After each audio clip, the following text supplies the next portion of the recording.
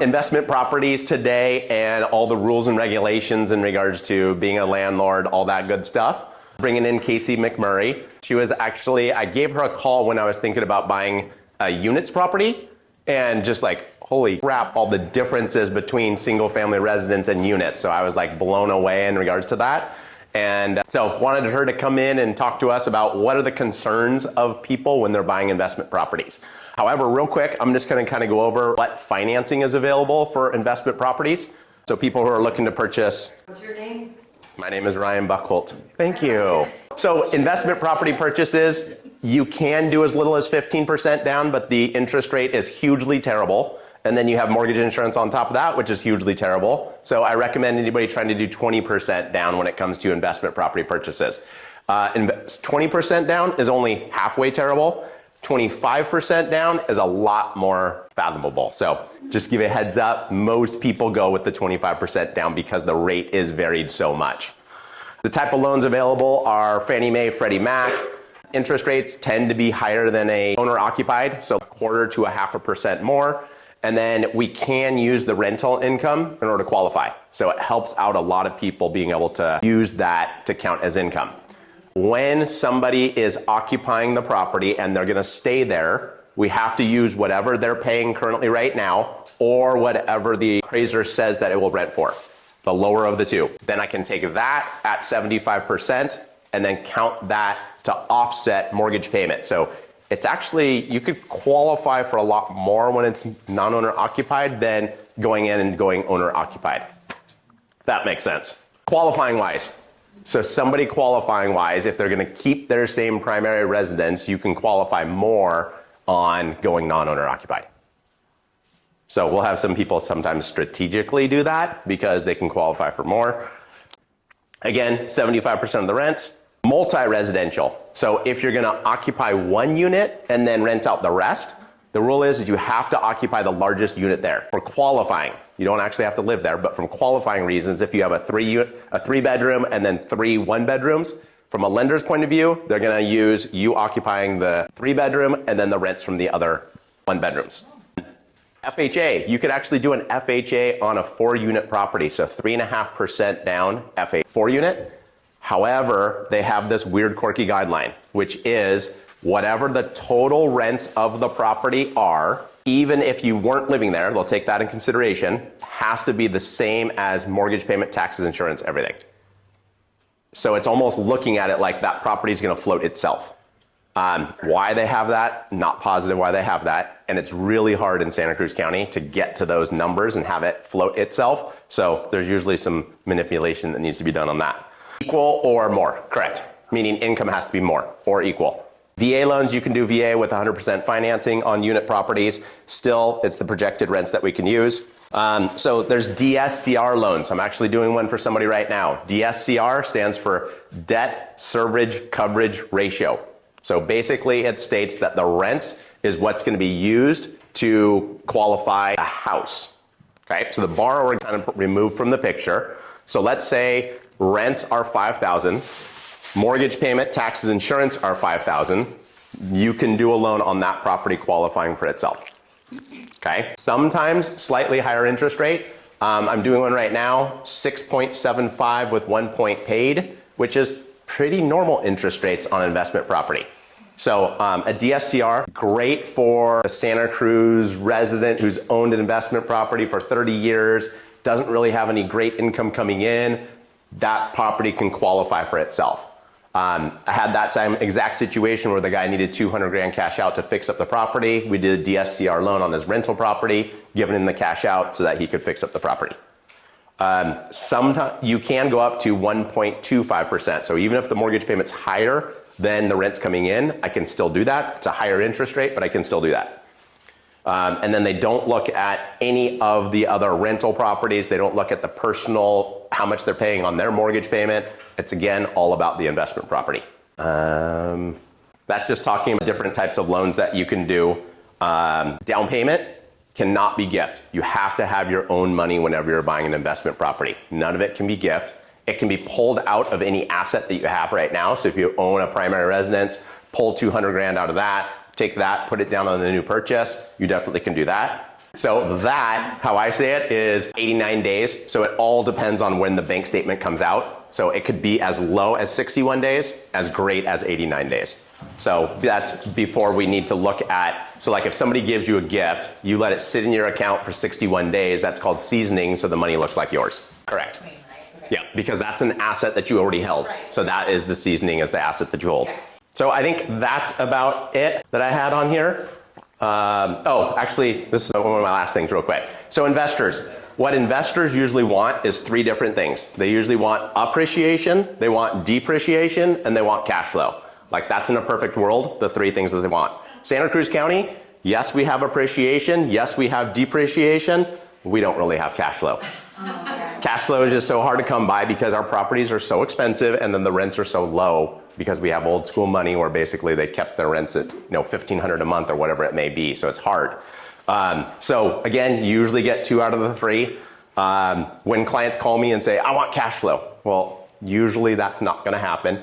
And a lot of situations, borrowers actually don't want cash flow. A lot of situations is if they're W-2 and they're paying a bunch of taxes, they own this rental property, it's positively cash flowing, then you're gonna pay more taxes. So why not make it a break even, pay no taxes on that money, have it paying off the rental property itself. So usually when I talk with clients, it's like, no, let's go through the numbers of what cash flow looks like, but I'm pretty sure you're gonna want no cash flow.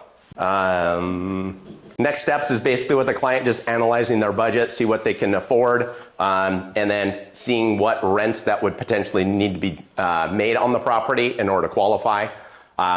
I have this client who's searching for a 4-unit property right now, and they're gonna owner occupy it. And so what they qualify really determines on how much the property rents for. So it's almost like every time she finds a new property, she has to call me, go through all the numbers again, make sure what all the rents are, make sure she qualifies. So I like that. I actually like running through the whole scenario with them so they know exactly what they're getting into. Exactly. All the other units at 75%, use that to offset. I'm Ryan Buckholt, my contact info. Kaicie. So we're gonna bring Kaicie up.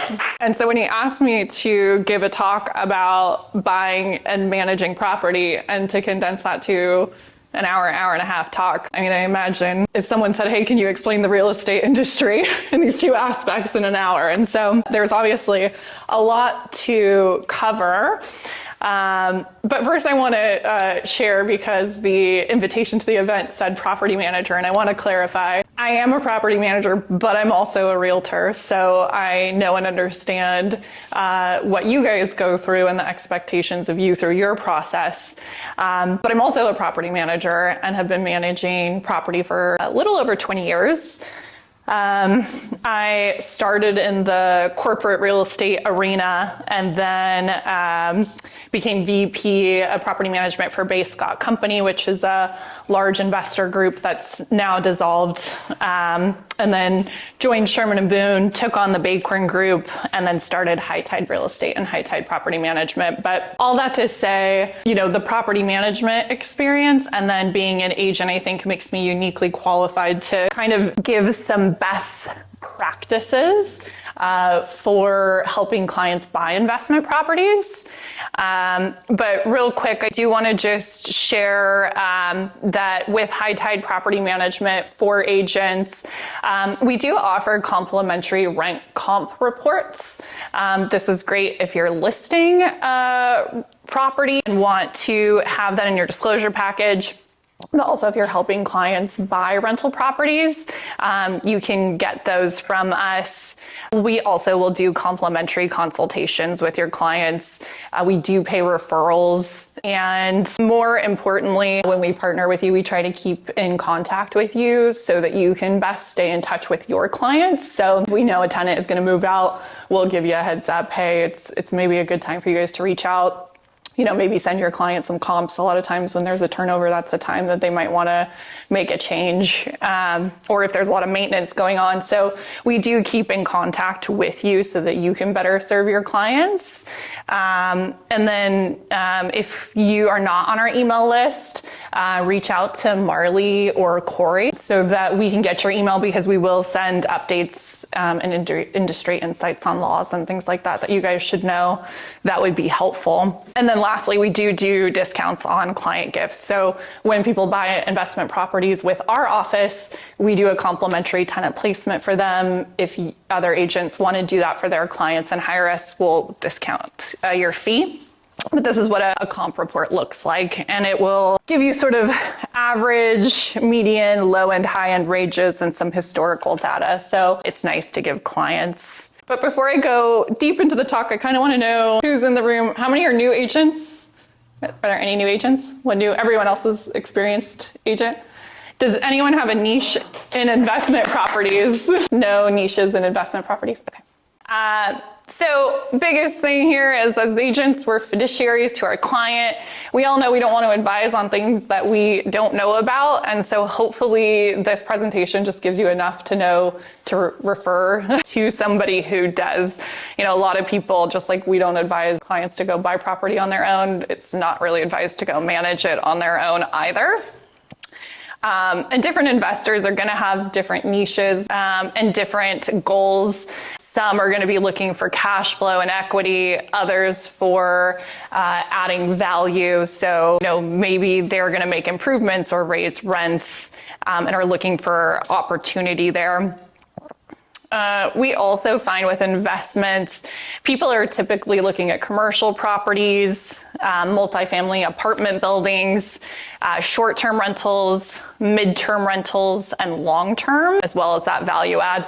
We don't specialize in short-term, but I will touch a little bit on it. But here are some of our recommendations as you first go into working with a client. So obviously, every time you guys work with buyers, you want to, figure out what their needs are. It's really important that you have an understanding of what their landlord experience is. If they don't, I would recommend going over the rental property owner advisory with them and making sure that that is something that you're putting in your contracts, because it does outline all of the most recent law changes and items that are really, really important. And if you're not familiar with that disclosure, read it. If you don't understand something, feel free to reach out to me and ask me questions about it. Unfortunately, there's just not enough time to go through all of those things, but I will touch on some of them. Once you have an understanding of what it is that they're looking for in their experience, they're often going to want to start with looking at the numbers and evaluating that property. And so, great way to do that: get a rent comp report from us. Also, you can do research, advise them to do research. There is a seasonality to our rental markets. With long-term, we are really in alignment with the UCSC semesters. So even if students aren't your target demographic, we find that, demand is really high when those semesters are coming up. And then they decrease once the fall semester hits, so September 22nd. So now everything is starting to go down. Demand is down, supply is up, rents are down. Short term obviously is going to be in high demand in the summer. But as you're figuring out, rental values, there's a few considerations. There's what market rent is today. There's what the actual rent on the property is as of today. Then there's figuring out, is this property subject to AB 1482 and rent control laws? And how much can I actually increase that rent?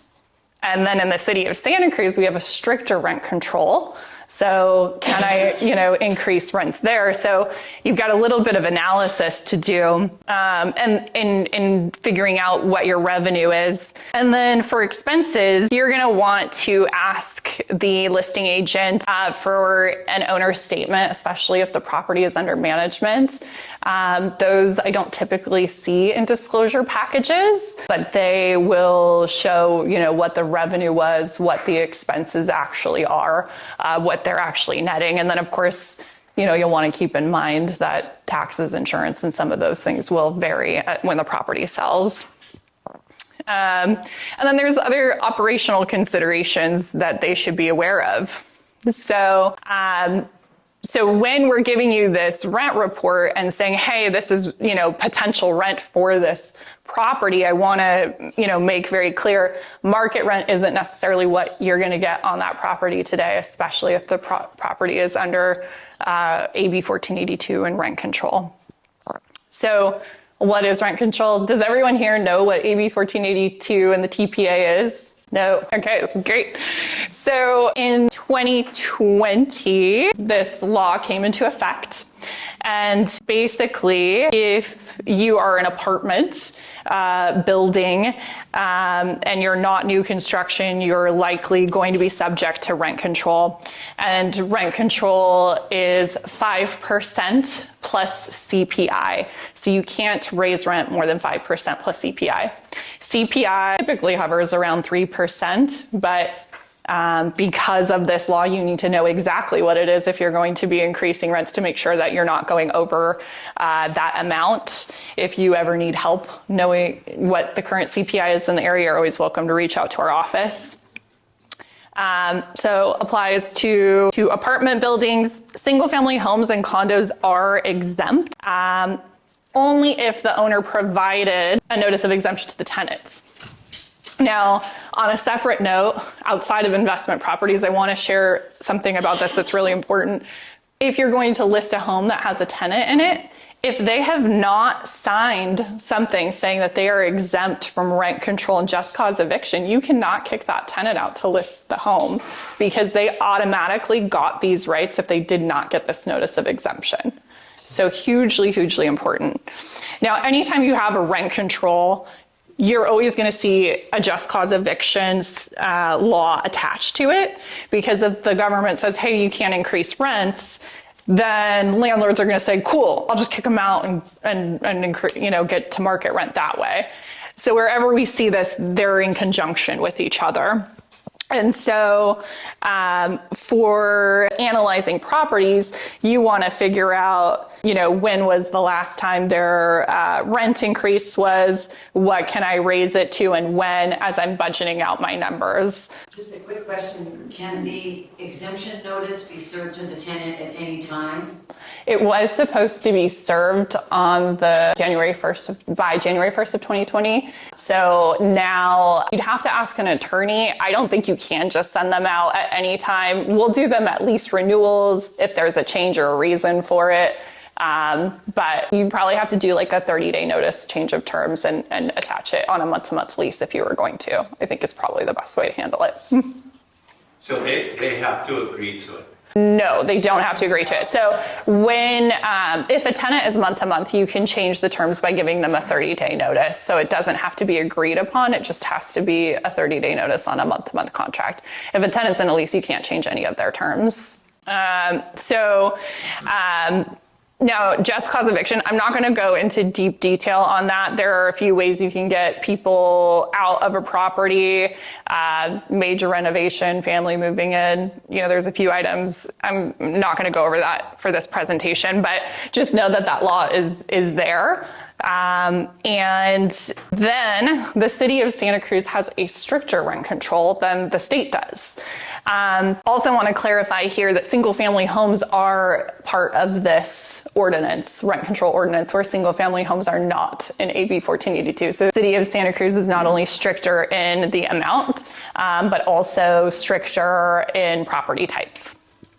And so the city, if you're within city limits, you can't raise rent more than 5% in 1 year or more than 7% in 2 consecutive years. You can, but if the tenant decides to move out and says it's due to the rent increase, you're going to owe that tenant 2 months of relocation fees. So if I'm running my numbers, I'm saying, okay, hey, market rent, if I have a vacancy, great. Rent control, when can I get it up? And if I'm within the city, I can't go 5% plus maybe 3% of CPI. I might need to keep it at 4.9% so that I don't, potentially owe relocation fees to move this tenant. Now, there might be a scenario, so say there's a single family home that's exempt from AB 1482, where the rent is very low. There might be a scenario where the break even of 2 months rent makes sense because the rent is so low and market rent is so high. So sometimes there's figuring out the break even and does this make sense to potentially owe those relocation fees to get rent up. So another thing that you're evaluating. Now, as an agent, if, because of this law, 5% in 1 year, 7% in 2 consecutive years, if I'm helping a client buy a property, then the rent increase history of that tenant is now important to me, right? Because I want to know, what did they get increased last year and what can I increase them this year without potentially owing those relocation fees. Now, when you go into a disclosure package, oftentimes, what do we find? Just the lease agreement, right? We don't usually have a lot more backup beyond that. And so here I want to just point out that it is really important that you guys are getting a history of rental payments for this exact reason, not only so that they can budget their numbers, so that you're also, warning your client, hey, this, might be something that you come up against. I don't want you to be surprised and owe relocation fees. It's huge. Yeah. Okay, so You can make them leave with 2 months relocation fee. yeah, if they are going to leave. So if they decide to vacate and say it's due to the rent increase, then you owe them the relocation fees. So you can actually increase the rent. It's just opening up you to the exposure of liability of having to pay out that amount. So as I'm, figuring out my numbers as an investor, I'm looking at all of these things. And as agents, you should know that these are things that your investors are either looking at, know about, or that you should be advising them to be on the lookout of. So what I want you guys to do as buyer's agents is be obnoxious in the documentation that you request from the sellers. I always ask for tenant ledgers because that's, not only going to confirm the amounts of rent, I'm going to be able to tell their rent increase history. I'm going to be able to tell if I'm getting a good tenant or if they're paying on time or not. So you're going to want to get rent increase notice letters if they've got them, lease agreements, and figuring out, those ordinances and have they been compliant and where and how much can you do going forward. This is City of Santa Cruz. So AB 1482 is the state rent control, and then City of Santa Cruz has the exorbitant rent increase ordinance that is on top of AB 1482. Okay, so now as I talk about, budgeting numbers, I think it's important, and I don't want to get too much into investment finance type stuff, but I want to make sure that everyone understands the correlation between the NOI and the cap rate. Who knows what cap rate is? A little bit, okay. So property value, one way to determine property value is the NOI divided by the cap rate. And so what is the cap rate? It is the expected rate of return for an investor. It usually factors in a level of risk, so like market conditions, location. If you have a low cap rate, then the property is going to be at a higher value. If you have a higher cap rate, lower. They're not fixed numbers. They're often negotiable. So like sometimes you might have two brokers who might argue what the cap rate is. But the most important thing that I want you to take away is NOI stands for net operating income. That's your income less your operating expenses. So as we increase our income, we increase our net operating income, we've increased the value of the property. Does that make sense? All right. So that means reducing the property taxes from the gross income. So you'll take the current owner's property taxes and have a certain number. But when a buyer closes escrow, it's going to be a different tax. Property taxes are going to be increased significantly. So, right.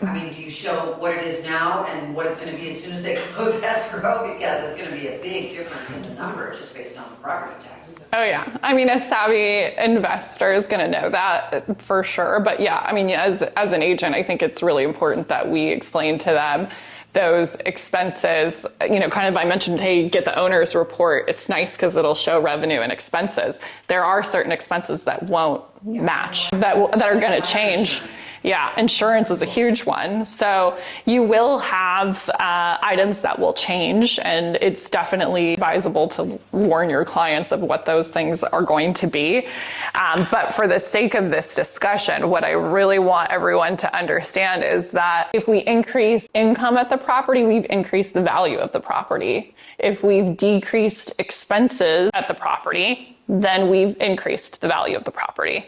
So as property managers, from the property manager's perspective, my goal, of course, is always to help my owners have the most value in their property. Well, how do I do that? I make sure I'm getting them the most rent revenue and I'm getting them the least amount of expenses. So when you're looking at leases, there is more than just rental income. So I think a lot of us, especially if you're not looking at leases all the time, just look at, hey, what's the rent amount? Well, there might be a lot of other income items within that lease that may not be apparent, that you might need to search through addendums or other terms, or just be factoring in as like a budgeting item. Maybe as an investor, I'm going to buy this property and I'm going to add vending machines, and I'm going to add coin-operated laundry, and I'm going to allow pets and charge pet rent. Well, all of those things are going to increase the value of the property.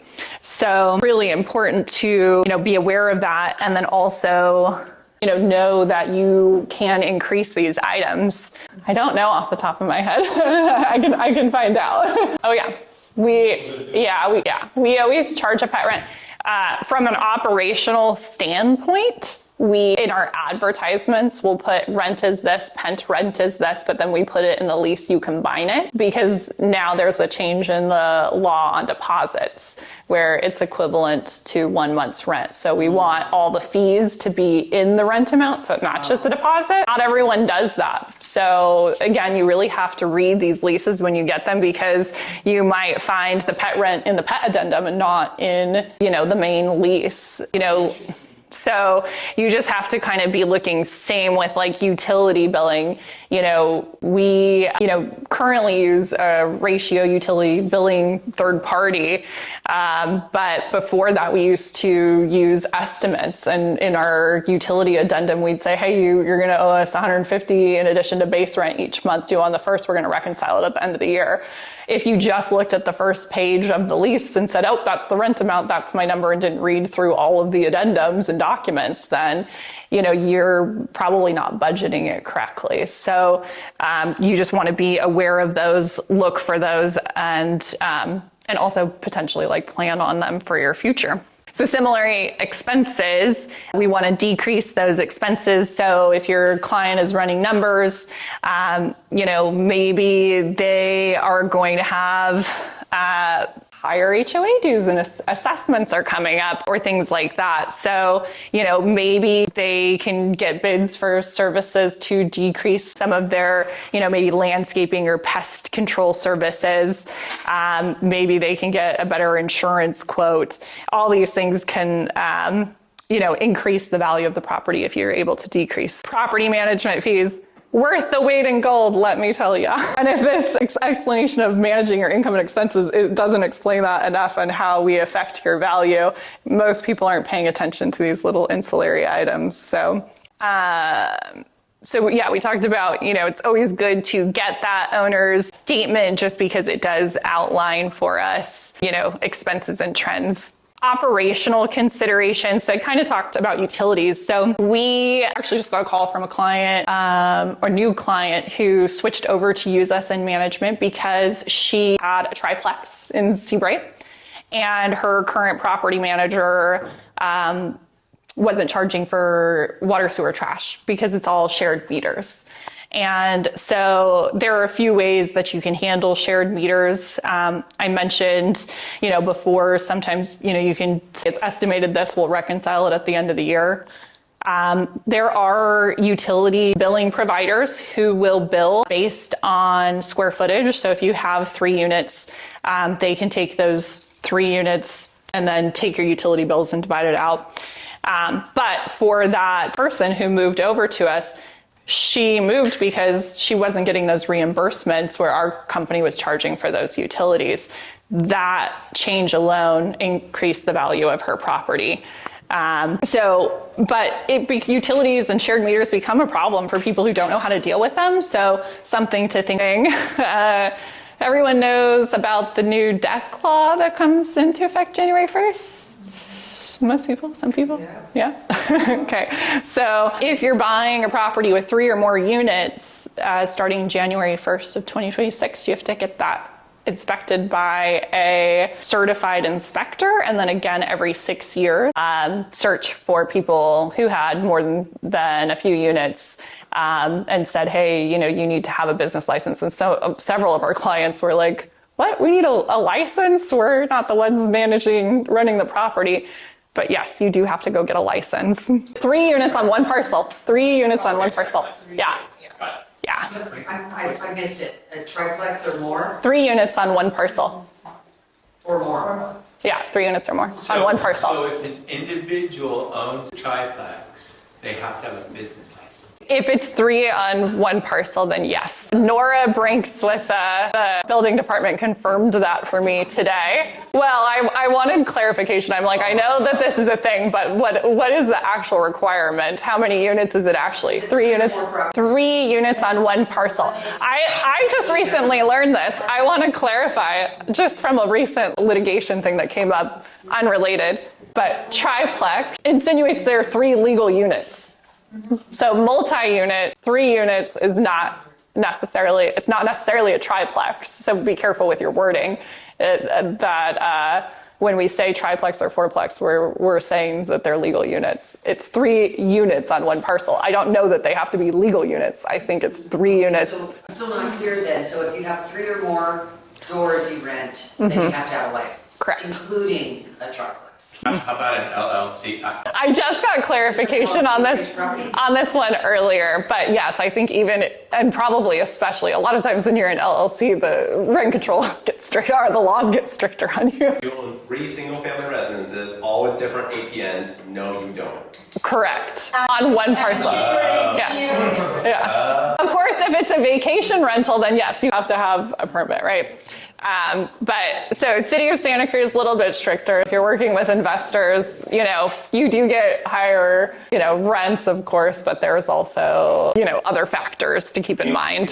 Yeah. All right. So Ryan touched on the residential inspection program and what a nightmare that ended up being for him. We have had other clients. Corey is our maintenance manager at High Tide. He recently has, been dealing with one property owner who got a laundry list from the city after doing the inspection. Real quick on this. So if you have a rental property in the city of Santa Cruz, you have to register it with the rental inspection program, and you're going to pay a registration fee. You're also going to pay inspection fees.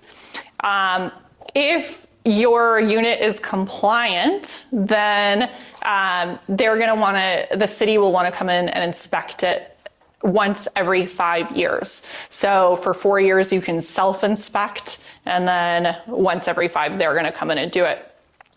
And then, as Ryan expressed, they can come back with a huge list. And so if you maybe had some unpermitted items there, they're going to go after those. So it feels like the program was initially brought on to help deter landlords being slumlords, and putting college kids in garages and things like that. So I think perhaps what once was like well-intentioned now feels like you're just letting the building department come in and look for code issues. So if you're buying an investment property, house with an unpermitted ADU in Santa Cruz, does that now feel like a little scarier? Hopefully. Are you maybe afraid for your clients a little bit? Because you got to register that thing, and they're going to say, hey, this isn't permitted. And they're going to either say, hey, you got to go through legalization of this, or you could get red tagged potentially if it's unsafe, or they could record a notice, do a violation. they, Rent for mortgage help, right? If it's illegal for. that's a question for Ryan. What's that? If it's unpermitted, we cannot use rent income as a mortgage help, right? It has to be illegal, right? No, it doesn't have to be legal anymore. Now, if it was built in a workmanlike manner, is the exact wording, which is like regular 7-foot ceilings or whatever it is, 8-foot ceilings, normal doorways, windows, stuff like that. Okay. So then you If can't. it's not a tool shed. Correct. But just because he'll lend on it doesn't mean that it's, yeah, just because he'll lend on it doesn't mean though that you're not setting your client up for a worst case scenario. So you want to prepare them to say, if you're buying this investment property, the building department is likely to come in here and want to address these things. So do your numbers align if you have to get rid of this unit, if we have to either put a bunch of money in for legalization, or if we have to eliminate it. I saw your hand up. Someone in our office when we brought up about what happened to us at Laura here, someone brought up that it happened to her mother who was renting a place, and her mother wasn't allowed to charge rent during that time.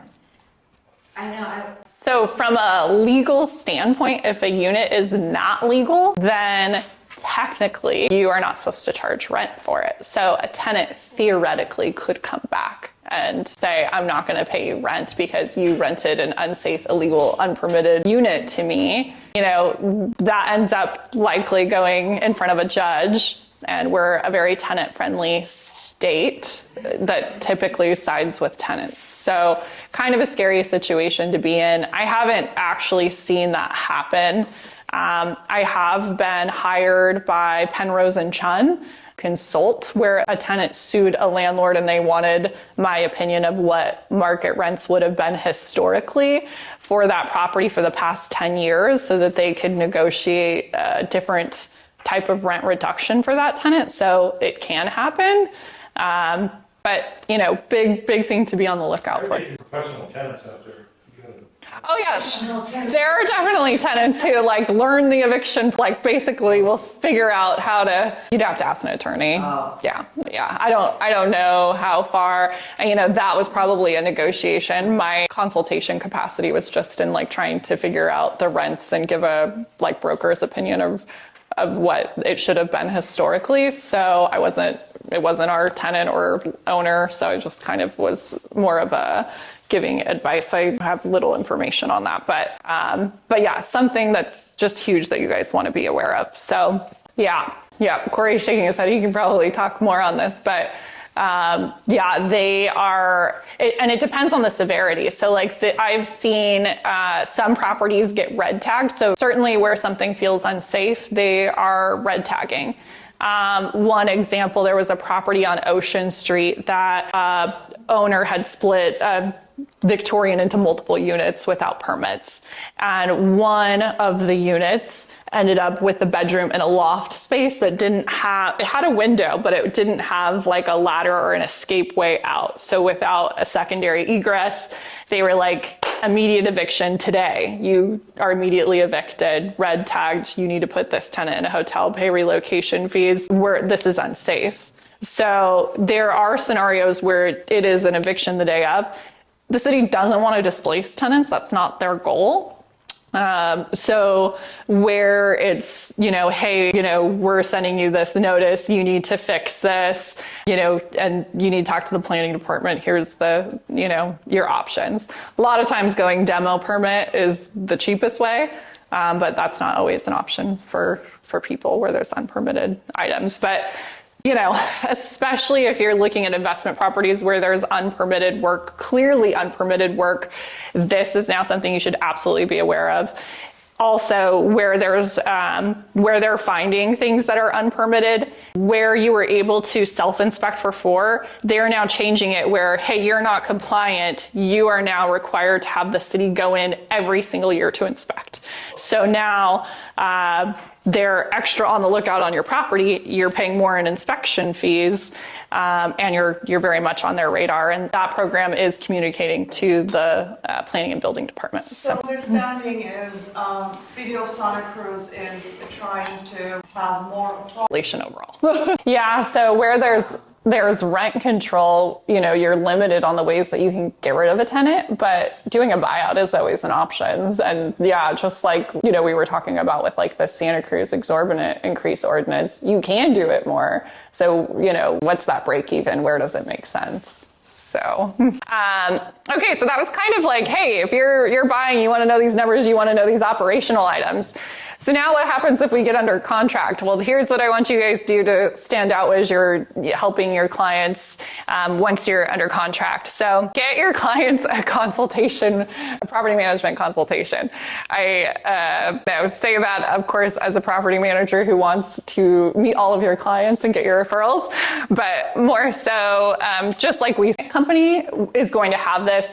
If you have a DI landlord seller, you're not going to be able to get this, but if the property was professionally managed, you can ask for historical records. Most management companies have every work order from the time they took over. And if you can see a history, you could probably, see what recurring issues there have been, get a better sense of like budgeting what your expenses are going to be. So always ask for that. Request the city inspection certification. So with this City of Santa Cruz inspection, if they go out and everything looks good, you get a certificate saying, hey, you passed our rental inspection. If I'm buying a rental property, I absolutely want to know that that thing passed, right? So if I'm buying that, I'm asking for that inspection. If they don't have one, I probably want to ask for permission, especially if I'm under contract, to have a city inspector go in and do it. Because when you guys are sending your home inspectors and they're notating, faults and things they're seeing with the property, but they're not going back to the building department and researching if there were permits. And we're certainly not doing that. And so, one way to make sure that your clients are extra protected is to do this.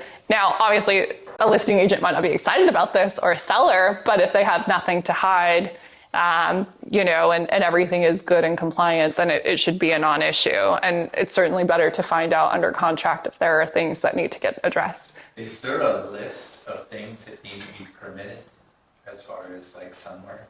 Everything. Yeah, I don't know that I have a list necessarily, but But if you're having to dig up all the, that stuff, we're not supposed to do that. Right. So, no. Yeah. Exactly. And I don't, but I do tell my client, like I know what to ask for. And then I want to warn my clients. But they should know what to look for as far as, So what I want to do is I want to tell my client, hey, I requested this inspection. Here it is. Or, hey, I requested it. They don't have it. Here's the implication. And here's an email. And now I'm covered. Like now my client got well advised. I protected myself and my brokerage. So, a lot of times, as we're doing our investigations, we aren't contractors. We're not going to take on those roles, but we do want to advise them and get the right people with that expertise. And so, something to ask for. You may not get it, but if you don't get it, then I have an email out to my clients telling them that I tried to get it and here's, what could go wrong. the real estate people. Right. And you go, I am the person, so. Encouraging litigation. Yeah, that's So weird. wonderful. That's so weird. And it's opposite. It's so opposite of what we're taught to. It's like, hey, we're not accountants, attorneys, we're not, inspectors. And I think oftentimes everyone believes that we are. Yeah. So we just want to provide the resources. I'm hoping with this presentation that, because we don't know what we don't know till we know it, right? And a lot of times I think in real estate, even in my own experience, it's like we don't, unless you have an amazing team leader, it's like you learn by shit going wrong in your situations, right? And so, or having a horrible experience like Ryan did, being like, oh my gosh. Yeah. And so, we all are learning and evolving as all these laws are changing. And so, again, it's like, hey, I might not be able to get you this information, but I want you to know there is a resource. Here it is. You should investigate it. Here's what I tried to do, and here's what your warning is. So you're using wording as far as, okay. Yeah, just like I wouldn't advise you about your taxes, I'm not going to advise you, I'm going to stay away from, I'm even here today. Everything I'm telling you is operational advice. I am not trying to be an attorney. I'm not a legal advice. It's hard. Yeah. It's hard. And I think a lot of times what I'm hoping you guys walk out of this meeting is like, I'm not going to remember the formula. I'm not going to remember all the exemptions to that law, but I know enough to say, hey, I think you should call and talk to this property manager and get a consultation because there's a lot of laws that you should know. It's very important for every agent to go to because of what you guys are, it's just nuts. It's like we're totally vulnerable. We don't even know. I know what you're for it. Just one thing I want to say, I often see a copy of the building report in the disclosure package, especially on a remodel. And what's really interesting is sometimes someone will be looking at their computer and their computer records start in 1992. So if a house was built in 1965 and it's had a remodel, there may have been a water heater permit in writing and not on the computer. And so all that happened with the remodel, was that it was upgraded. But the original plan for the water heater were in that 1965 building that they didn't look to see on their computer record. I would think if you remodeled, I would imagine you'd have to have gotten a new. If you replace the water heater, you would have a new permit for the water heater. I think you're supposed to get one even if it stayed the same. Yeah, I think you're supposed to. Yeah. And for the record, with the city inspection, water heaters are the biggest thing that comes up, like the most frequent thing that comes up, because I think a lot of people replace water heaters, without permits. How am I on time? I have no idea. 16, and we started at 1. I have 15 minutes? 15 minutes, okay. Okay, cool. Okay, so schedule that, get landlord's insurance, request the work history, get the city inspection. Does anyone know what an estoppel is? Few people. Okay. All right. Do I have this stuff? Okay. A certificate. So this is important to request when you are in contract. It is on the purchase agreement. You can put that you want one. Always check the box that you want it. What it is it becomes a summary that the tenant signs of their lease terms. So it's basically a one-page document. It says, this is my lease term, this is my rent amount, and essentially the tenant is signing, these are all my terms, there aren't verbal agreements or side agreements, like this is what it is. So why that's important, if I'm buying this property as a new owner, I don't want the tenant to be like, oh no, like that was my lease, but actually the lease you had in the disclosure package was the incorrect lease, this is actually my lease, or I had this verbal agreement, or this arrangement. And so that estoppel certificate is essentially ensuring that buyer that this is accurate information. So if the tenant tries to say, hey, we have these other arrangements, it's like, hey, you signed this estoppel, this is what it is. So you always want to get a copy of the estoppel. Okay, all right. We kind of talked on the, okay, other things to ask when you are helping a buyer. So disclosure, I mentioned, you typically only have a lease agreement, and then it's really important that you get the tenant applications and screening reports. Every time we onboard a new property management client, we try to get those. When people bought properties, they're often not there. And the problem is that if that tenant stops paying, I don't have a social security number or credit report or anything to go after them for collections. So I can't send them to a collection company. So I want to know who is in this building. So I want the application to know who's there. I want to make sure that they were properly screened. I want to be able to have recourse if they don't pay me. For the lease and renewals, again, you want to know all of the terms of what their lease is, and you want to thoroughly read everything because there are ancillary fees and things within those leases you want to be aware of. You want tenant notices, because if there were lease violations or the tenant wasn't paying or things like that, you would be aware of the tenant that you're inheriting. But more so if those issues continue, you have documentation of maybe a repeat compliance issue where maybe the tenant was constantly breaking their lease. So helps to have that documentation. Move in, move out reports. If you don't have a move in or move out the move-in inspection from these tenants that you're inheriting, it's going to be really hard to ensure that the property is returned in the same condition, especially because the security deposit law changed this year. So now with security deposits is you close escrow, you want to audit for proper disclosures. So I was recently at a NARPM event, National Association of Realtors Property Management Division, and they had a property manager come up and talk about how they got sued hundreds of thousands of dollars for not having proper lead disclosures. So the EP fined them for every scenario where there wasn't a lead disclosure. And what was surprising to them was that they got sued where they didn't necessarily originate the lease paperwork.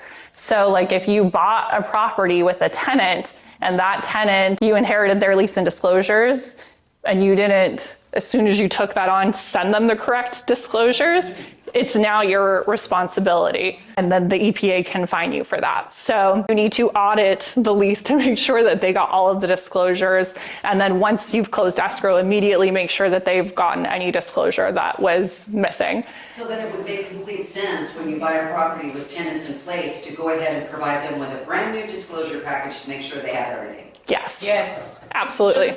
Absolutely. Yes, ma'am. Yes. So one of the things I just learned, because I'm a lazy landlord, and I always just extended whatever it was, I would just do an acknowledgement and let them, I don't raise rent, so I just re-acknowledge they get to go another year if that's what they want, or we're moving month to month. And then car legal just told me that I should not be doing an addendum. I have to redo my entire lease every single year, and I think that that's why, because if you would have bought and you would have just acknowledged, You wouldn't get new disclosures. and you would have put your name in there as the new landlord and the buyers, all those are attached, the bed bugs are attached, everything. So I think that must be why. And I was like, every year. And they said yes. Yeah. So those little extensions we've been doing forever, they don't want you to do them. Yeah. I mean, it's just better to like update your disclosures, and the language in the lease changes all the time. So it's yeah. No, but the car changes their form. So like not just disclosures. And disclosures. Yeah. So Yeah. And I don't think people are thinking about that when they buy a property or on board or, whatever. So definitely, that was one of the things that was really surprising. On another note, for if anyone here is a landlord, another one that I thought was really fascinating was that you have to give that lead disclosure every time you do a work order or some type of maintenance that could disrupt paint. You need to give a new lead disclosure. What's that? Only Correct, yes. But most stuff in our area is older, right?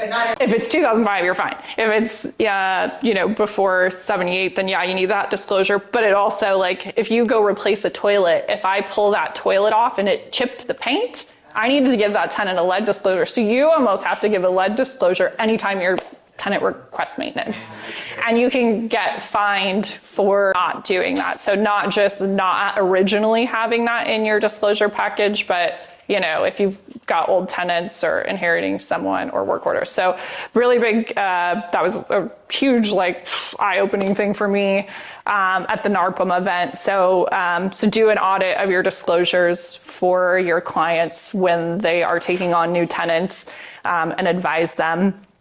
And then, of course, you want to get acquisition letters out to the tenants with, here's who you're going to pay rent, who's, your new contact. You're going to want to remind your clients to register with the City of Santa Cruz Residential Inspection Program if it's within the city, or get a business license if applicable. If you've got commercial, we recommend that you file a no trespass letter or letter of authority, depending if you're the city or county. Just because the police, if you call for trespassers, they're not going to come out unless you have that filed. So a year. 1 year, so every year. Every year you have to renew it. And you pick, They maybe they have them online now. They do them online. They actually send us a notice, because we do them obviously in They'll bulk. say- And they'll be like, hey, this is expiring. You need to renew it. That's nice. Yeah. If you're They do. You take care of all this, don't you, as a property manager? Yes. Holy mackerel, that's so worth it. Yeah. Yeah. No, we have not. So property management fees, I can tell you in general, if it's 1 unit, it's 10. If it's 2, it's 8. If it's 3, it's 7. So it goes up by portfolio. It's the portfolio size. So if you have 1 unit, it's 9% of the rents received. If it's 10% of the rent. 2 units, 8%. And, sometimes it's higher, sometimes it's lower. So, if you are a dilapidated building, I'm going to charge you a higher management fee because I know you're going to have maintenance issues and more problems. If you're a brand new building with, new tenants, I might charge less, but roughly it's dependent on units. All I can say is there is so much to property management. I think realtors are expected to know this stuff, and there's no reason that you should, because it's a whole industry, right? So please use us as a resource. For finding a tenant? Yes, there is a placement fee, $2,000 usually on residential. Yeah. But we do have a few different packages. So we have a low end package and a high end package. So we do have one for $1,500 with less, we have, I unfortunately don't have my Canva, but we have a whole consultation presentation that we go through with clients. So we, I think, are probably more detailed than most property managers. And to be fair, I think we're also more expensive than most, to be honest. Yeah, for a good reason. But when we take on clients, we do make them do a couple of onboarding calls with us. So we're a little bit more upfront, but we do have them meet with our maintenance manager so that they can know, learn, and understand, create a preventative maintenance plan for your property, know your vendor preferences, how do you want us to handle these things. And then same with leasing, they meet with Marley here, and Marley does a whole consultation with them on different things, even deciding a lease term is hugely important and something that a lot of clients don't think about. So she'll go through and set all your leasing policies and preferences and then set the lease. So there's an onboarding call with her. But, even someone to say, hey, we're going to rent your property, it shouldn't automatically be a 1-year lease. If I'm sharing hey, our rental market is driven by students, well, if I'm looking out for your best interest, then property's coming up in December. I'm not going to offer a 1-year lease. I don't want your lease to come up in December at the worst time of year next year. I might want to offer a 7 to 8 month lease or a 15-month lease so that lease is now expiring and coming up at an ideal time. And then what we want to do is 60 days before that lease expires, we always want to send them an offer saying, hey, you can sign another lease at this rate or go month to month at a higher rate. And that way you're incentivizing them to stay in that cycle. The exception to this rule is if you're rent controlled. If you're rent controlled and you're under market, I do not want to put you in a lease at all because I want the tenant to leave. I don't want them to feel stuck. So, there's strategy in every decision and everything that we do. And so we'll go through those onboarding calls and explain to you, here's what we want to do and why, and get those owners' approvals and get everything set up. So if you have a lease, though, is it just assumed that at the end of the lease that they're going to move out? No. So can you say your lease is up and you need to? Yes, but to do that, you have to serve a notice of non-renewal if you are expecting them to move out at the end of their lease. Some leases will say, you have to be out on that day. Most say that it reverts automatically to a month-to-month tenancy. Commercial leases have what's called a holdover clause. So on a commercial lease, holdover, might be 150% of the rent. So if you stay beyond that and you didn't sign a new lease, now you have an insane rent. And, again, we want to incentivize leases. So kind of depends on what's specifically in your lease, but most car leases, the California Apartment Association, most common ones are going to be month to month. Yes. Oh, are you telling me my time's up? Yeah, we're Santa Clara, Santa Cruz, and Monterey. Yeah. In California, two people per room and one in a common area. So a living room area. So a 2-bedroom max occupancy is 5 people. Now you can, but also for occupancy, you can say like, hey, I'm only going to allow, 3 or 4 people. So you can have less than the state, but you can't have a policy that could be interpreted as discriminatory. So we can't do a 2-person occupancy because that automatically would be discriminatory towards families. So, you can change it, but you just have to be aware. You can't create policies that are meant to be discriminatory.